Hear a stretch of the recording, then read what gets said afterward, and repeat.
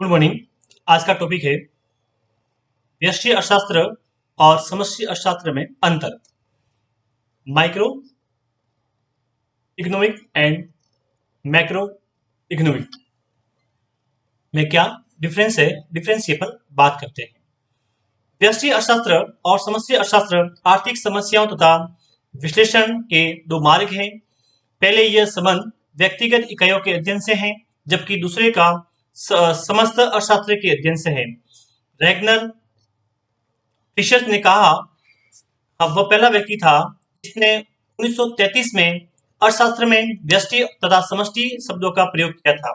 व्यक्तियों तथा व्यक्तियों के छोटे ग्रुपों की आर्थिक क्रियाओं का अध्ययन व्यष्टि अर्थशास्त्र के अंदर किया जाता है। प्रोफेसर बोल्डिंग ने भी कहा है कि इसमें विशेष फर्मों, विशेष परिवारों, व्यक्तिगत कीमतों, मजदूरी, आय, व्यक्तिगत उद्यमों तथा विशेष वस्तुओं का अध्ययन शामिल है।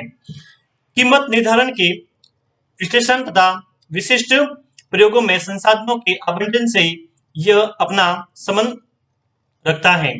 व्यष्टि अर्थशास्त्र के क्षेत्र में से कुछ ये है, श्रम या उद्योग के संतुलन तथा उत्पादन का निर्धारण एक विशिष्ट प्रकार के मजदूर की श्रम की मजदूरी दर से है तथा चावल, चाय, कार जैसी किसी विशिष्ट वस्तुओं की कीमत का निर्धारण है। एक्ले ने कहा है कि व्यष्टि अर्थशास्त्र उद्योगों, वस्तुओं और फर्मों में कुल उत्पादन के वितरण और प्रतियोगी ग्रुपों के बीच साधनों के आवंटन से संबंध रखता है। इसकी रुचि विशेष वस्तुओं तथा सेवाओं की सापेक्षिक कीमतों से है। जैसा कि वास्तव में मॉरिस डॉब ने कहा है कि व्यष्टि अर्थशास्त्र का सूक्ष्मतम अध्ययन एक प्रकार के सूक्ष्म दर्शक माइक्रोस्कोप द्वारा अर्थशास्त्र को देखने के समान है, ताकि व्यक्तिगत वस्तुओं की मार्केटिंग तथा व्यक्तिगत उपभोक्ताओं तथा उत्पादकों की क्रियाशीलता को जाना जा सके। दूसरे शब्दों में अपन कह सकते हैं कि व्यष्टि अर्थशास्त्र में हम व्यक्तिगत परिवारों, व्यक्तिगत फर्मों तथा व्यक्तिगत उद्योगों के एक दूसरे के साथ परस्पर संबंध का अध्ययन कर सकते हैं।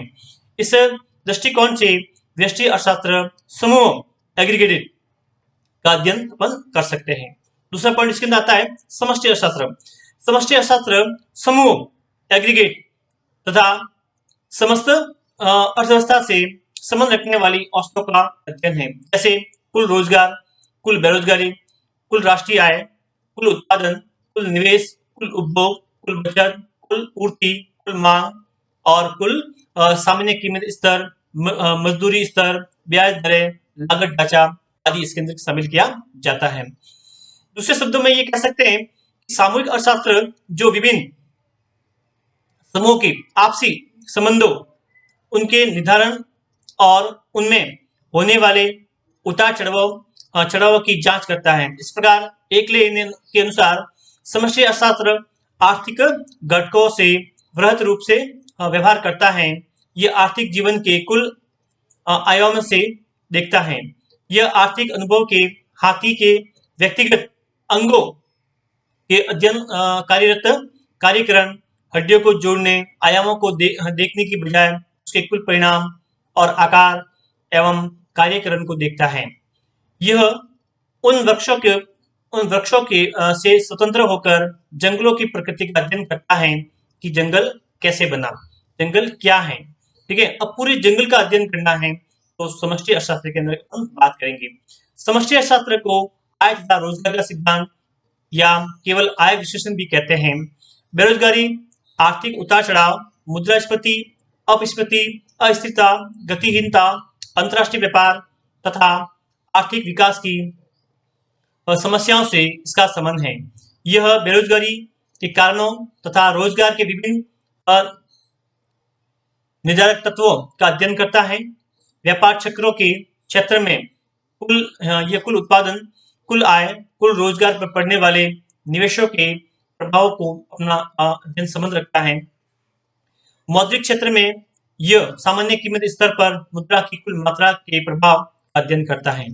अंतर्राष्ट्रीय व्यापार में भुगतान शेष तथा विदेशी व्यापार की समस्याएं समष्टि आर्थिक विश्लेषण के क्षेत्र में आती है। इन सबसे बढ़कर समष्टि आर्थिक सिद्धांत एक देश की कुल आय के निर्धारण की समस्याओं और उसके उतार चढ़ाव के कारणों पर विचार करता है। अंतिम ये कह सकते हैं कि उन कारणों का अध्ययन करता है जो विकास में रुकावट डालते हैं और उनका जो अर्थशास्त्र अर्थव्यवस्था को आर्थिक विकास के मार्गों पर लाते हैं। अब सबसे इंपॉर्टेंट चीज ये आता है कि व्यष्टि अर्थशास्त्र और समष्टि अर्थशास्त्र में अंतर क्या है। व्यष्टि अर्थशास्त्र, व्यष्टि शब्द माइक्रो, व्यष्टि मतलब माइक्रो, माइक्रो शब्द ग्रीक शब्द है जिसका अर्थ होता है छोटा। व्यष्टि अर्थशास्त्र के अंतर्गत व्यक्तियों और व्यक्तियों के छोटे ग्रुपों का अध्ययन होता है। यह विशेष परिवारों, विशेष फर्मों, विशेष उद्योगों, विशेष वस्तुओं तथा व्यक्तिगत कीमतों का अध्ययन है। जबकि समष्टि शब्द भी एक ग्रीक मैक्रो शब्द से उत्पन्न होता है जिसका अर्थ होता है बड़ा। इन मात्राओं के समूह से संबंधित है, न कि व्यक्तिगत आय बल्कि राष्ट्रीय आय से है। व्यक्तिगत कीमतों से नहीं, परंतु सामान्य कीमत स्तरों व्यक्तिगत उत्पादन से नहीं बल्कि राष्ट्रीय उत्पादन से होता है। व्यष्टि अर्थशास्त्र का मांग की और उद्देश्य प्रतियोगिता को अधिकतम करना, जबकि पूर्ण की और न्यूनतम लागत पर लाभों को अधिकतम करना, जबकि दूसरी ओर समष्टि अर्थशास्त्र का के मुख्य उद्देश्य पर रोजगार, कीमत स्थिरता, आर्थिक वृद्धि और अनुकूलतम संतुलन से है। व्यष्टि अर्थशास्त्र का आधार कीमत तंत्र है जो मांग और पूर्ति की शक्तियों की सहायता से कार्य करता है। ये शक्तियां मार्केट में, बाजार में संतुलन कीमत निर्धारण करने में सहायक होती हैं। दूसरी ओर समष्टि अर्थशास्त्र के आधार राष्ट्रीय आय, उत्पादन, रोजगार और सामान्य कीमत स्तर हैं जो कुल मांग और पूर्ति द्वारा निर्धारित होते हैं। व्यष्टि अर्थशास्त्र उन सामान्य मान्यताओं पर आधारित है जिनका संबंध व्यक्तियों के विवेकी व्यवहार से है। फिर भी अन्य बातें समान रहने पर का अपन प्रयोग करते हैं तो विभिन्न आर्थिक नियमों की व्याख्या करने के लिए किया जाता है। जबकि समष्टि अर्थशास्त्र में मान्यता यह है कि अर्थशास्त्र के उत्पादन की कुल मात्रा किस सीमा तक इसके संसाधन नियोजित है। राष्ट्रीय आय का आकार तथा सामान्य जीवन स्तर ऐसे चरों का आधार है। व्यष्टि अर्थशास्त्र आंशिक संतुलन विश्लेषण पर आधारित है जो एक व्यक्ति, एक फर्म, एक उद्योग, एक सामान की सामान्य शर्तों की व्याख्या करने में सहायक होता है। जबकि दूसरी ओर समष्टि अर्थशास्त्र सामान्य संतुलन विश्लेषण पर आधारित है जो एक आर्थिक प्रणाली के कार्यकरण को समझने के लिए अनेक आर्थिक चरों, उनके परस्पर संबंधों और परस्पर निर्भरताओं का विस्तृत अध्ययन है। समष्टि अर्थशास्त्र में संतुलन शर्तों का अध्ययन एक विशेष अवधि में किया जाता है। यह सामान्यतः समय तत्व की व्याख्या नहीं करते। इसलिए व्यष्टि अर्थशास्त्र स्थैतिक विश्लेषण है, जबकि दूसरी ओर समष्टि अर्थशास्त्र समय परिवर्तन की दरों, चरों के विगत और प्रत्याशित मूल्यों पर आधारित है। इस प्रकार गत्यात्मक विश्लेषण से संबंधित है। नेक्स्ट है व्यष्टि अर्थशास्त्र विस्तृत रेंज की स्थितियों, समस्याओं, वस्तुएं, बाजार और संगठन की किस्म पर अधिकतम सामान्यता, व्यवहारिकता से युक्त है।